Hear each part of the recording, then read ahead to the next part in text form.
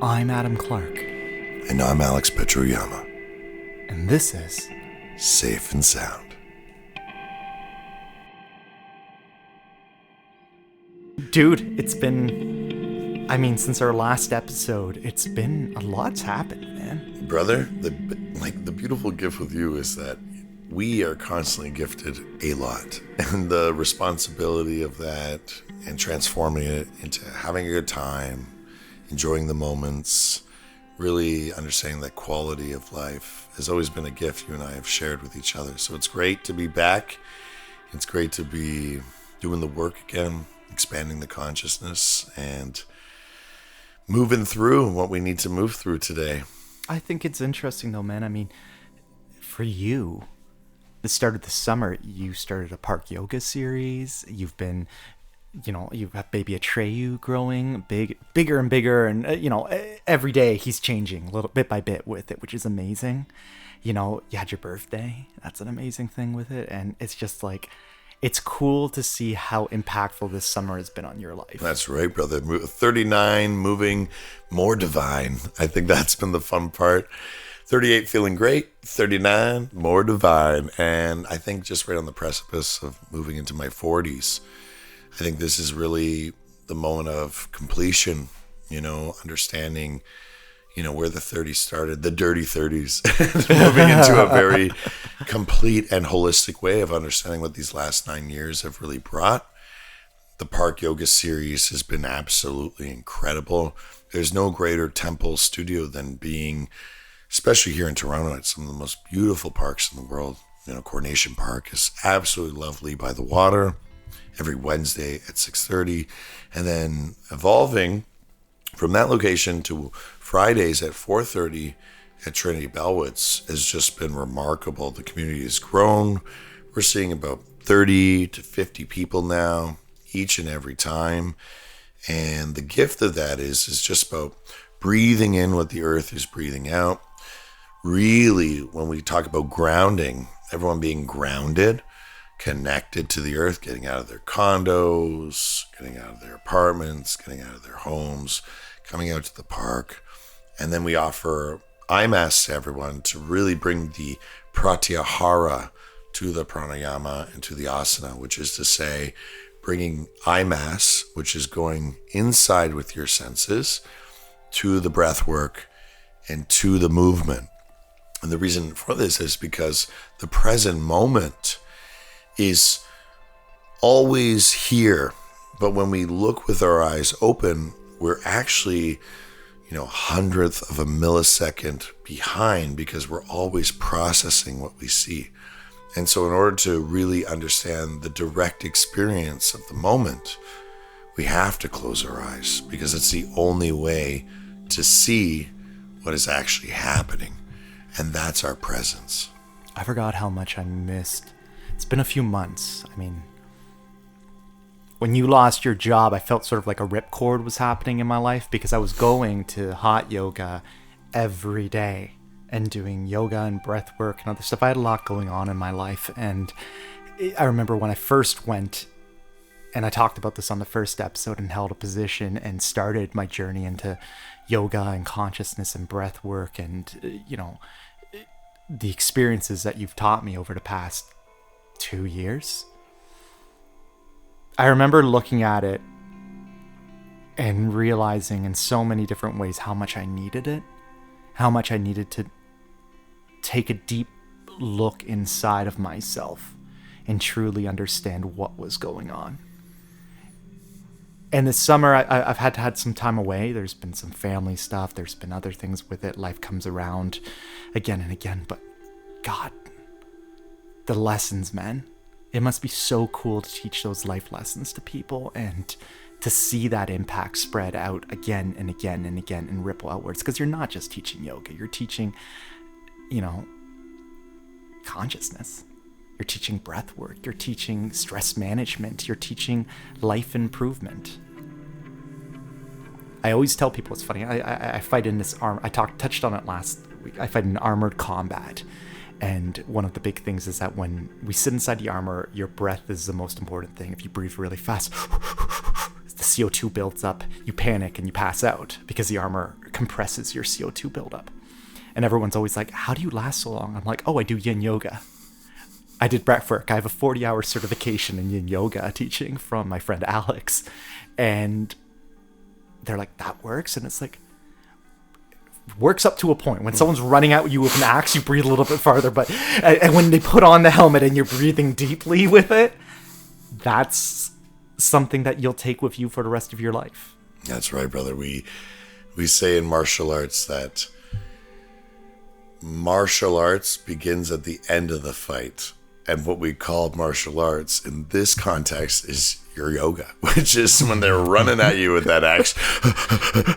But as you guys go into battle, what makes you victorious, superior, gives you that competitive edge is the fact that you have the ability to understand that is going to gas you. So being able to relax under such high levels of stress is remarkable. The fact that you attribute it to the yoga and the yin program is awesome.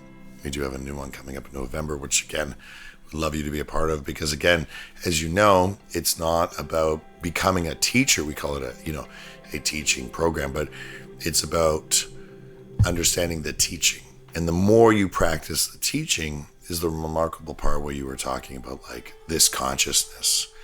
And so in science, consciousness is called the hard problem because you can't get outside of it. You can't study something in science that you can't empirically measure, observe, and witness from the outside in. This is why a lot of people don't understand why they call it the hard question or why they can't solve it, figure it out.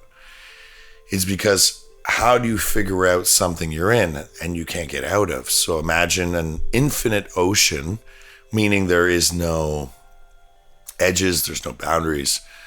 It's an infinite ocean. So where fish and dolphins, mammals come up to the surface and down, like whales, breathe. And there's an out and an in. Octopuses will walk out onto a beach, crabs, all the creatures of the sea. They can go in and out. Now, there's some creatures that never experience this, some of the deep sea creatures. So it's like that. Imagine infinite ocean.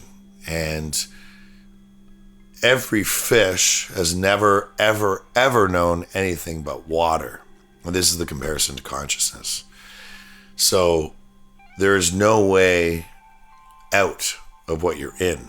But as human beings, we are aware that we are swimming in something. This is the kind of allegory or visual. So we are sort of aware that we're swimming in something. We know consciousness exists. We just don't know how to get outside of it. So it's no different than a fish that can't get outside of water and it's trying to figure out what it's swimming in. And so the gift of what we do in the yoga, the gift that we do in the practice of consciousness is we get into the subjective experience and we go inside, because the water isn't just outside of us, it's inside of us. So we can have subjective experience with this knowledge, which could become belief or faith. We can understand consciousness from the inside out, but we can't understand it from the outside in. And that's really where the precipice between science, and if you want to call it religion, I like to call it mysticism or spirituality. But this is where the two worlds kind of intersect, and the two shall never intertwine. There's definitely a spiritual and a scientific barrier where science is trying to get from the outside in and spirituality is going from the inside out. And so the spiritual people are like, we know what consciousness is, and this is what it is. But there's no ability to disprove it, prove it. It's just a subjective experience of I know. And we call this gnosis in Greek. Whereas with science, they may be aware of it subjectively, but they need to understand it objectively. And you can't disprove something that you're in. So it's a really beautiful time. We're at a very special point in all of this to have this kind of philosophical discussion and the gift of, what you are doing, I always say, as much as you are fighting, especially from the last episode to this episode, you've understood it as a warrior. And a warrior is one who, doesn't worry. And that's what really, I believe, gives you that competitive advantage in what you're doing. You understand the consciousness, and it gives you just that extra inch in everything that you do. It's funny because if you had asked me before I had started yoga, I was a warrior. Worry in a sense of it's funny how worry and warrior are one, it's so close to each other and stuff like that. The transformation of warrior to warrior is so fast and so interesting with it. And one thing I've always interested and found about my journey through yoga, through breath work, through consciousness, through understanding, through study of myself and the impacts of my energy around people, is the fact that being a warrior, being someone who worries about my impact, my anxieties, my depression, its impacts on others and stuff, is actually a form of leadership. The fighter is fighting for his family. The warrior is standing up for those around him, trying to find a voice amidst chaos. Sometimes they wade into chaos and you don't even understand why they're there, but they still do it. And if there's one thing that you've taught me throughout all of this, throughout breathwork, throughout consciousness, throughout everything else like that, is that even when everything is just chaos, life is chaos, the world is chaos, and you look around, you can always breathe. You can always breathe. So that's the Illuminati consciousness on the dollar bill that says order through chaos, which is to say there is no chaos. Because if there's order through chaos, then the chaos is an invention, and it's no difference than the zero being a mathematical invention. One of the beautiful things I'm working with now is this understanding: what is nothing? Is there anything that one can understand as nothing? And one of the beautiful things about that is that even if you were to say, I have zero this or I have zero that. So for example, I have no apples in my fruit basket. I have zero elements in my periodic table. Just zero chance at something. Zero chance at something. Well, you still have a chance. You still have something. You have zero of it. You still have an item. You still have a thought. You still have an inclination, an instinct. And so when we talk about these things, that's where there is always hope. So even in the concept of like a black hole, there's nothing there, that's still something there. The fact that there's nothing there means there's something there. So there's really, and it goes back to Shakespeare, that there's no such thing as nothing, and nothing comes from nothing. So it can never be nothing.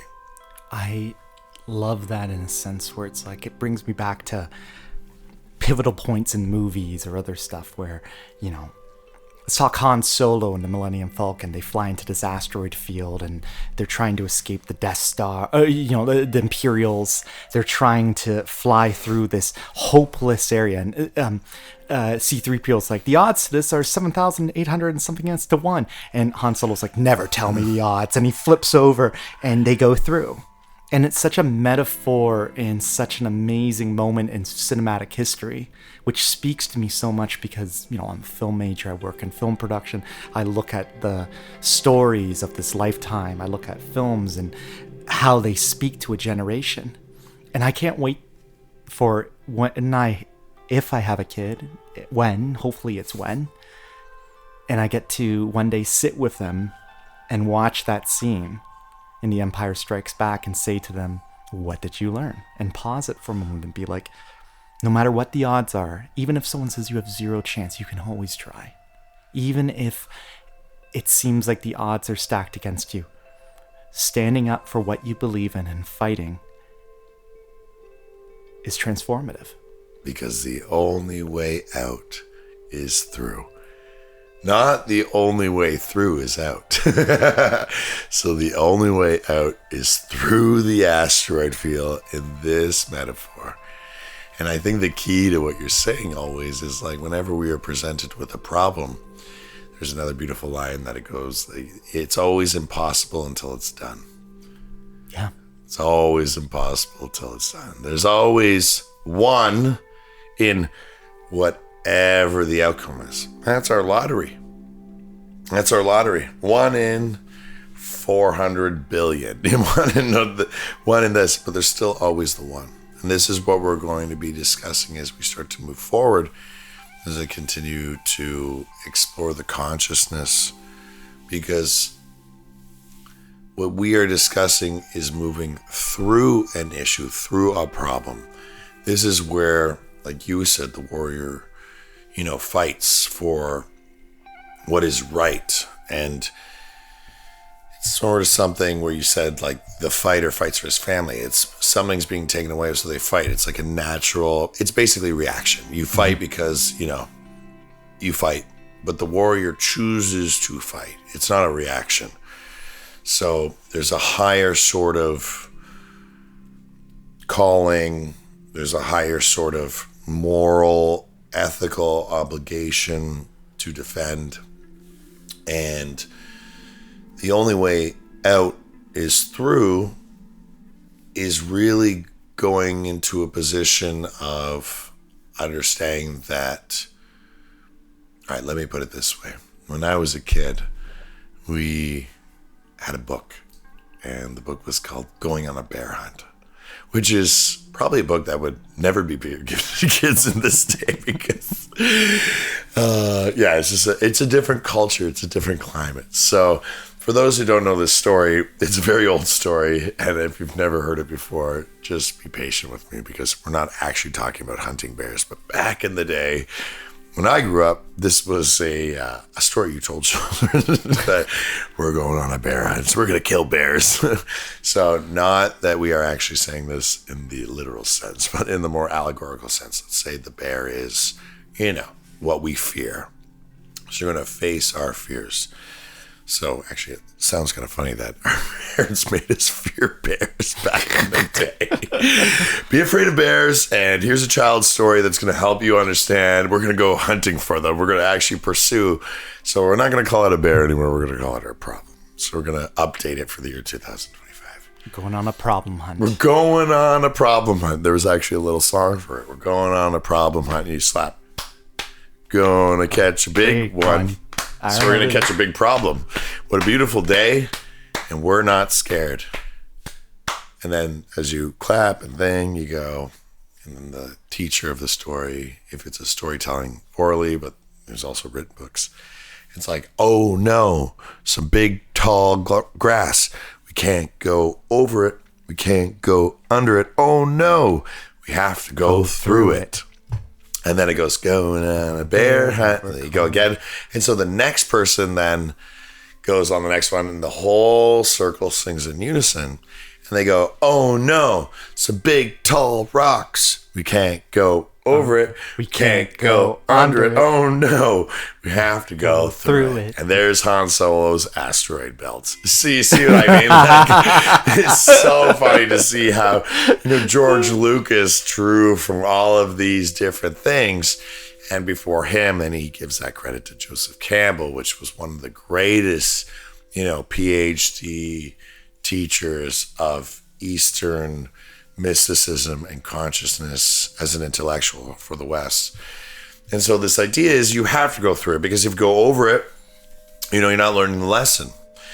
That's what you said at the very beginning, like the lessons you have learned. Because consciousness is not about going over it.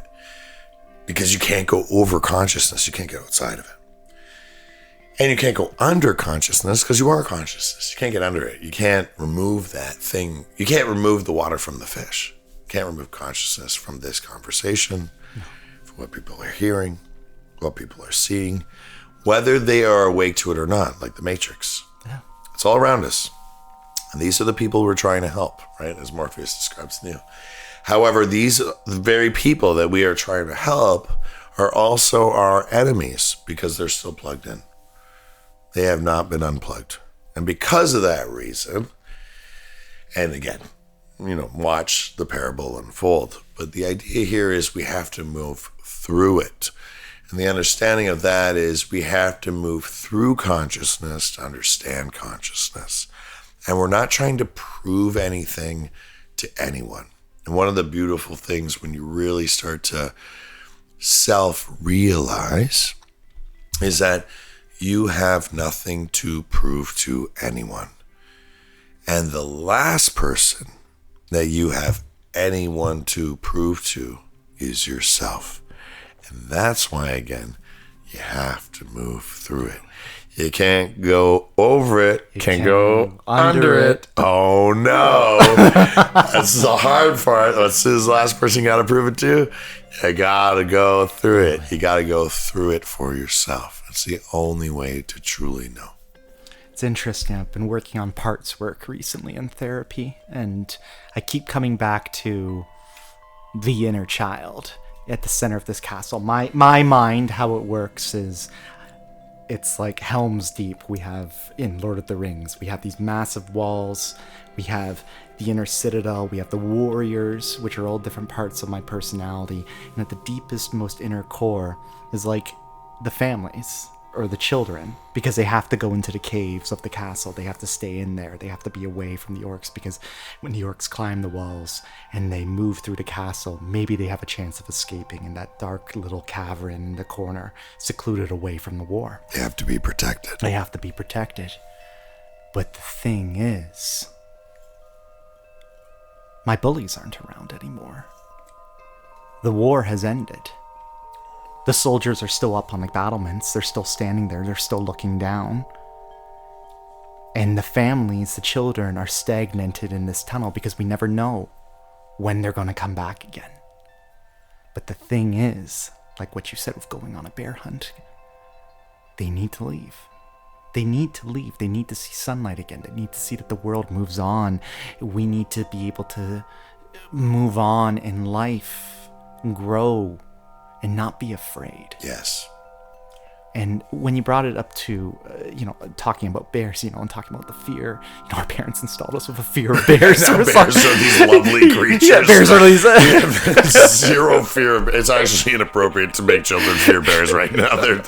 God bless them. And there's no hunting of bears. I'm not supporting that either. Like, the bears need to thrive right now. They've gone through enough. But if you look at problem hunt with it, and if you look at it in terms of there's no problem anymore. Walk out that door. Look at your life. Look at everything around you. Look at the walls that you've constructed. Look at the mountains that you're surrounded by. And find a passageway into something that's more comfortable.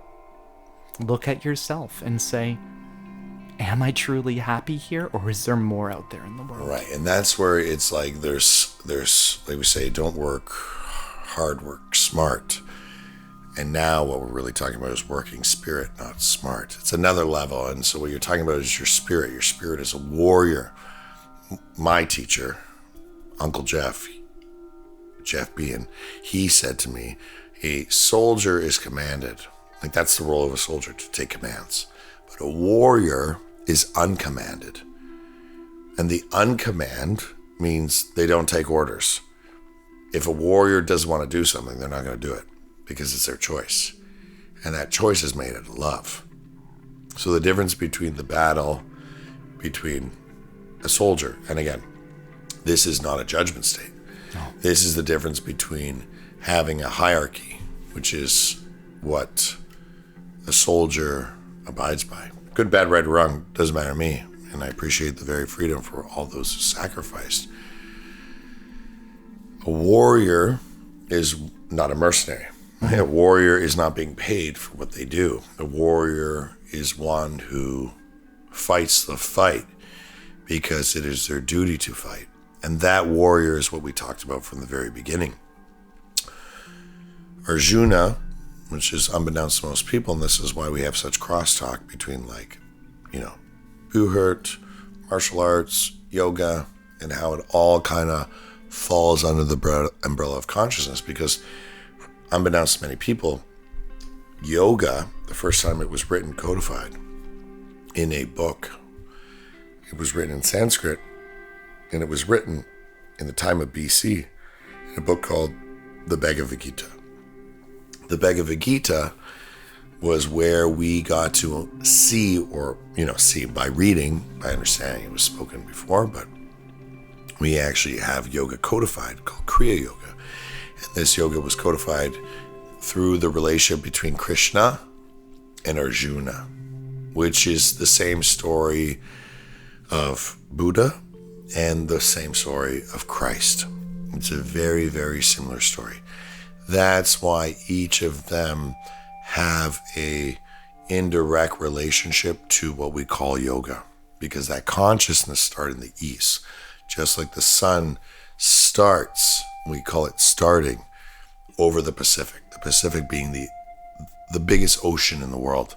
So when you go east, this is the furthest east you go, which is what we describe as, India, Japan, this area, these. And then when we go west, this is California, this is Peru, this is this side of the world. So this is how we see east and west. But there is really no such thing as east and west. It's a circle. We just put arbitrary points on it. But the arbitrary points were given because of the quality or the quantity of the sea, right? The Pacific is bigger than the Atlantic, so we start over here. So the east brings but it's not just that. The east brings the consciousness. So it always kind of starts over here and then moves this way. There's lots of other things that we've seen that has gone this way because it traces back to the cradles of civilization, and we have plants. We have a lot of plant evidence on this, especially like cannabis. Where indica started. They started in the region of Indica, and it started and spiritually dates back to Lord Shiva. So again, this same story I'm talking about, the Bhagavad Gita, really connects and relates with that kind of historicity. So it all starts in worry, what we used to call despair. So chapter 1 is he falls into despair. He falls into worry. But remember, we're not talking about a soldier. It's one man versus 5,000. It's a beautiful story. I think what we should do is really do a teaching about this. This is a great point to be like, to self-advertise. Something that I would love to share with all of you is be able to read this story and have a journey online with this, because it would be a great thing to teach, going chapter by chapter. Because it's not a long book, but it's a very dense book, and it's something that I've read in many different.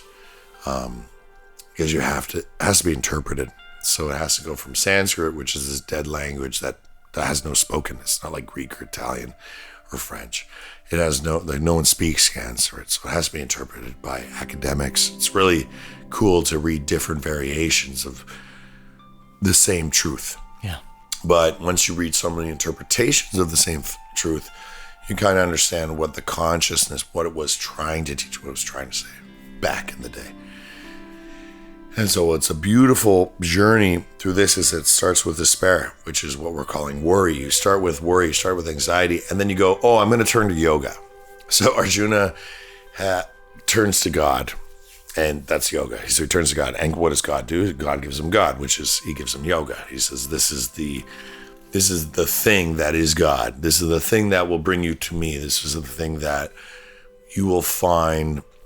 We call in the West salvation, and the East enlightenment. This is the thing that's going to help you reach yoga. And that was in the Far East. So the gift of it all is union, is connection, is that, when you worry, you have a sense of there's this and that. There's me, and there's my family, and there's the village, and then there's the outsider, there's the stranger, there's the mystery, there's the unknown, there's the bear. Yeah. Right? When we used to be afraid of bears. I haven't seen, I think the only thing that I remember of like how scary bears used to be was like The Revenant with like Leonardo DiCaprio. It's absolutely messed up. That's the type of bear we're talking about. I'm not gonna that is your problem. Bear as a metaphor, that is the problem you do not want to have. That's what bears used to be. Now bears are these beautiful, amazing creatures that live on the edge of our The edge of the pale, the edge of civilization. We just need to protect. But if you look at it, that's the problem. You look at it from the outside in. If you are a person going through depression, going through anxiety, going through a problem, Yeah. and you look at it and you see that from the outside, in your mind, that is the Leonardo DiCaprio bear, and it is coming for you, and it is going to bite your ass. Exactly. But now you got to understand through the sense of like what we're understanding it through, which is it's, for example, the bear is a metaphor. So, for example, in that time, we had very primitive weapons. When I call primitive weapons, I just mean like very, very primitive. What do you want to call it? Bow and arrow, or the earliest guns, muskets. Yeah, we had knives. However you want to see it.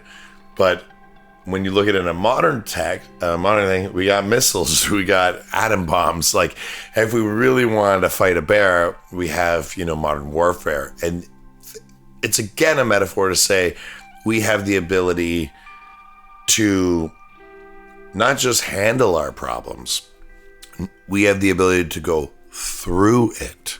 Same as the Millennium Falcon had the ability to move through the asteroid. Yeah. And the idea of what technology brings, we're not talking about actual, technology of like the physical hunting of a bear. We have rifles with scope. Like it's such an asymmetrical thing now. It's not actually anything impressive, that a man hunts an animal. What's more impressive if a man hunts the animal inside himself. Yeah. And that's what we're really talking about. I would love to see more men, more women, more people hunt the proverbial bear inside themselves. The animal, the impulse, the desire, the craving, the aversion that they have no control over. The wild animal, that is within us. And I describe that as the human. And so the yoga is liberating us from that which we cannot control. So when Arjuna falls into despair, he falls into that which he cannot control as a warrior. So he's a warrior. And the beauty is that Krishna teaches Arjuna yoga so that he can command himself to go through a fight he doesn't want to fight. Because on the other side of this war is all his brothers and sisters and uncles and aunts. So he has to fight, hunt, kill the very people he loves. Again, it's a metaphor. The metaphor being sometimes the people in our lives who we love are not always doing the things they do for our best nature. Yeah. Best nature being, in this story, yoga. So the choices made on the other side of this battle, morally, ethically, are wrong for society. So it's about a darkness rising and a dark emperor, a dark lord. That's what you were talking about with the orcs rising. So Arjuna has to fight that fight. Unfortunately for him, it makes him very sad because on the other side of that are the people he loves. So a lot of the time when we have to face the wild animal inside ourselves, the proverbial bear, we kind of want to bypass our brothers, our sisters, our moms, our dads, because, we love them. Yeah. However, this is why we have to face those we love with something. And so why we have yoga is to be able to face those we love with love. So you have to go through it. You have to be able to move through the things that they did their best, but the best is not good enough for the future. The children need to be protected, so we fight the orcs so the orcs don't exist in the future, so that children have a way to become stronger and have more space to grow, and for us to tame the wild beasts that is in ourselves. They can't always stay inside. They can't always stay locked away. That's correct. And we can't always stay inside. And so that's why we have to liberate ourselves. The cave is a metaphor. We have to go to that inner child. We have, like, the child is ourselves. We have to first liberate ourselves in the cave. We have to face, as Plato said, the shadows on the wall as an illusion. We have to really understand that what we see on TV, what we see projected pretty much anywhere is an illusion. All of this is an illusion. Even this podcast is just showing you that this podcast is an illusion. This illusion, though, that we're doing is here to show the illusion, which is to direct you back inside. We're not here to get you hung up on Adam and Alex. We're here to get you hung up on what is safe and sound. Yeah. And what is safe and sound is inside of you. So if you're depending on this podcast to get safe and sound, you're missing the whole point of the podcast. The podcast is here to remind you what to not forget, which is what is safe and sound is inside you. And that's why we're doing this, because we want to get you hooked on the teachings, not the teacher. And I think for that, Adam, I really thank you for these moments that we share. And I always love going on the proverbial bear hunt with you. We're going on a bear hunt. We're gonna catch a big one. Oh no! We can't go over it. We can't go under it. We might as well go through it. It's the best, brother. Such a gift. So I think all that being said, that is more than enough for today.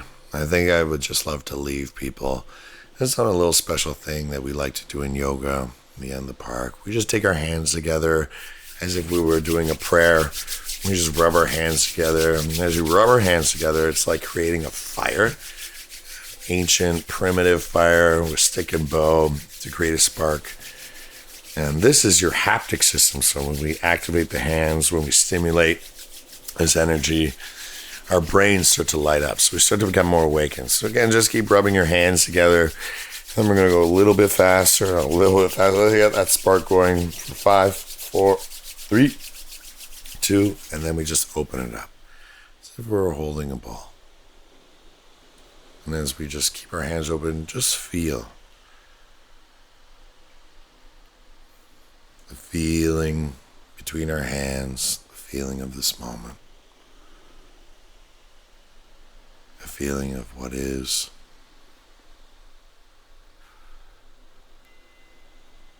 And then just become aware of your breath. Take a deep breath in through the nose. And just exhale through the mouth. Just keep breathing like this. In through nose. And long and strong through mouth. Relaxing your nervous system. Stimulating that which relaxes you. Engaging in what we call the parasympathetic system. And as we breathe and be, if you feel something, great. And if you feel nothing, great. Because the feeling of nothing is something. And the feeling of something is something. And so this moment is here to teach us that whether we feel nothing or something, we are feeling. And that's the key. We're not searching. We're not seeking. There is no right or wrong. We're just on the hunt. The hunt for what is. Rather than what could be, going above it. Or what should be, going below it. We're just going through it. We're just going through it. Adam, from the bottom of my heart, thank you so much. For everyone who's listening today, thank you so much. And namaste. Namaste.